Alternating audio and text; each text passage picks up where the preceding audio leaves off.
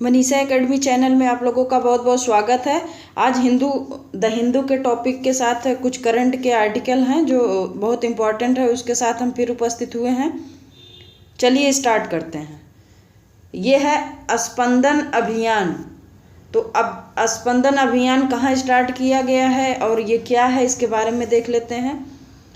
Chhattisgarh police ने पुलिसकर्मियों को अवसाद और तनाव से बचाने के लिए एक अभियान स्पंदन शुरू किया है। पिछले 2 वर्षों में छत्तीसगढ़ में अर्धसैनिक बलों के कर्मियों सहित 50 से अधिक पुलिसकर्मियों ने आत्महत्या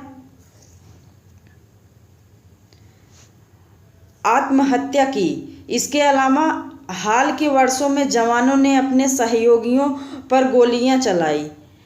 इस बढ़ती घटनाओं का जायजा लेते हुए छत्तीसगढ़ पुलिस ने एक कार्य योजना तैयार की है और स्पंदन नामक एक अभियान शुरू किया है। इस अभियान के तहत जवानों के लिए योग कक्षाएं, संगीत, चिकित्सा, इंटरैक्टिव कार्यक्रम और मनोवैज्ञानिकों से परामर्श का आयोजन भी किया गया है। वरिष्ठ पुलिस अधिकारी पुलिस लाइन, पुलिस स्टेशनों और सशस्त्र बल कंपनियों का दौरा करेंगे, साथ ही जवानों के साथ समय बिताएंगे ताकि उनकी समस्याओं के बारे में पता चल सके।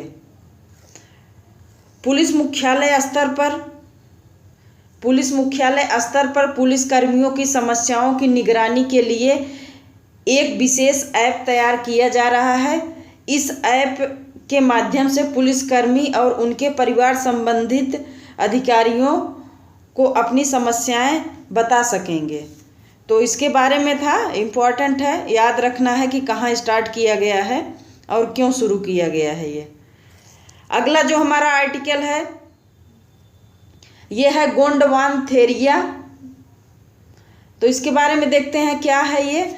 शोधकर्ताओं ने पैंथागोनिया में दांतों का खुलासा किया है जो मैगलानोडोन तो 74 मिलियन साल पहले रहते थे। सबसे पुराने अवशेष अभी तक जो दक्षिण अमेरिकी देश में खोजे गए हैं मैगलानोडोन बैकास्केन के छोटे स्तनपायी लेट क्रेटेशियस युग के दौरान दक्षिणी पैटागोनिया में डायनासोर, मगरमच्छ, कछुए और पक्षियों के साथ रहते थे।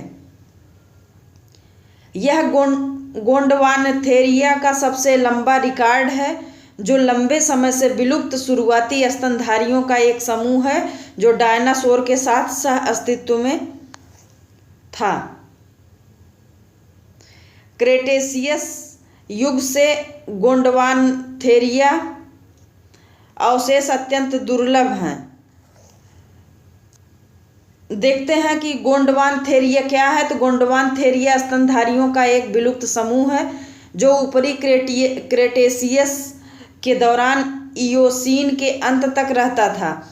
वे दक्षिणी गोलार्ध महाद्वीपों में रहते थे जो सुपर कॉन्टिनेंट गोंडवाना का हिस्सा था। इस स्तनधारियों को केवल पृथक दांतों और कुछ निचले जबड़ों से जाना जाता है।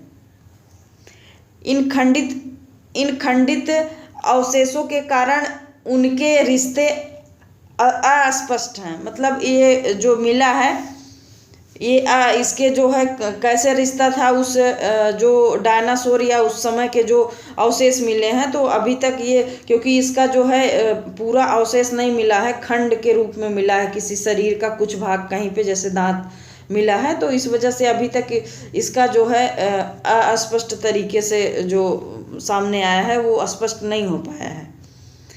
आगे का जो हमारा आर्टिकल है, दूसरा संविधान संशोधन बिल नेपाल में जो हुआ है अभी हाल ही में, उसके बारे में है। नेपाल की संसद के निचले सदन ने सर्वसम्मति से दूसरे संविधान संशोधन विधेयक के लिए मतदान किया जो देश के नए राजनीतिक मानचित्र के लिए कानूनी स्थिति की गारंटी देता है। इसमें भारतीय क्षेत्र का उत्तराखंड का हिस्सा शामिल है और भारत की सीमा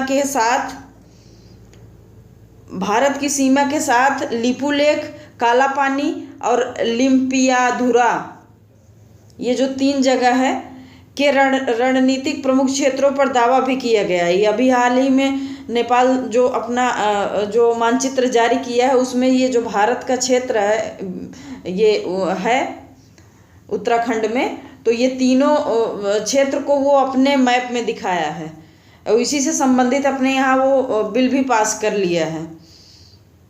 दावा कर रहा है कि ये तीनों क्षेत्र नेपाल के हैं जो भारत में हैं। अब बिल नेशनल असेंबली को भेजा जाएगा। नेशनल असेंबली द्वारा इस बिल को पास किए जाने के बाद इसे प्रमाणीकरण के लिए राष्ट्रपति को प्रस्तुत किया जाएगा, जिसके बाद इस बिल को संविधान में शामिल किया जाएगा।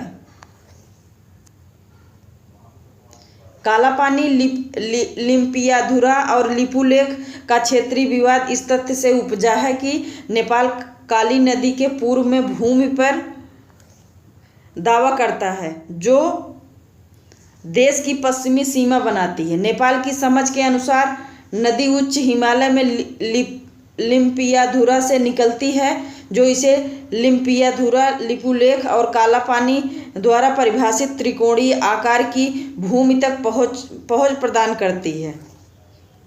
भारत इस धारणा